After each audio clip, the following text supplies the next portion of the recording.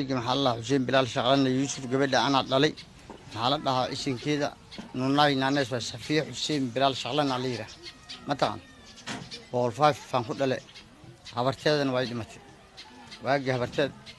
inday dhimatay waligay wax dilay man ka ximaasha xoolo ma qabo ilmaha ma soo ximaasha mishan gabar baan ilaalin way baahan yihiin soo wax dilay xada mashruuc baan noqon kar intaan durgalo maxaa isday inta wax dilay ilmo waxad leh wax dilay cun ama al-shabaab ilmaha ay ka gal lahayn bagbaay kala fiig lahayn ijaar baan raaci bishii 10 kun aan qaadanay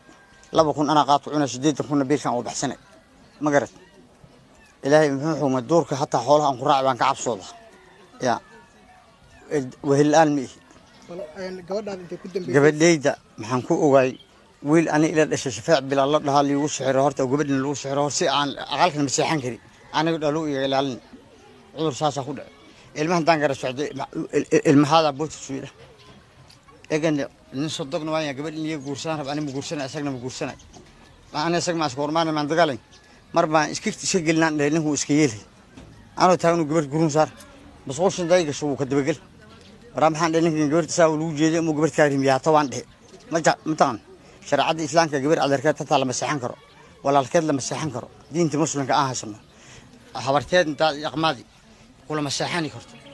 ma taqaan waa guur gaar ah asamaysato bal xalay ka waran wixii dhacay goortaad maqashay ani maxamed shalay maxaa maqlay 7 sac doorkan aadi xanuun baan oo tagay wax la'aan baahay qaalin sikal liisi wiil awda qorey qaasin iskuulisi aan damcay inaan soo gato wiilkina ah xaqiishi aan xaqii aan la imaado gabadh aan ku daawaysto waxba kale ma hay xoolo kale ma qabo xoogayga ma ogi wax kale aan fiirsanay laakiin ilaahay baan israaq yahay iimaankan ma garat maxaa jira nin ka xoolo badan oo xeer ku leh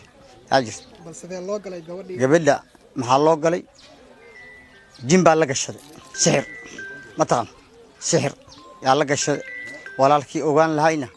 abtagoodu la saxan ninkan la saxan ma taqaan gabadha ma abaheed oo ogaada ama walaalkeed gabadha sidee loo galay bal nolosha gabadh gurigana lagu gal waa la xgal iyo taagan tib ma taqaan iyo waxba arkin bas hurdaal wurid sixir hurdaal wurid waa la booda waa laga tag hay fi maqli silacana loo galay waan arkay sidee loo galay gabadha ya si loo galay nimanka sameeyeen inta la soo qabto ruux gali hal dawladda Kenya waa sibirtay way ogtaa ma taqaan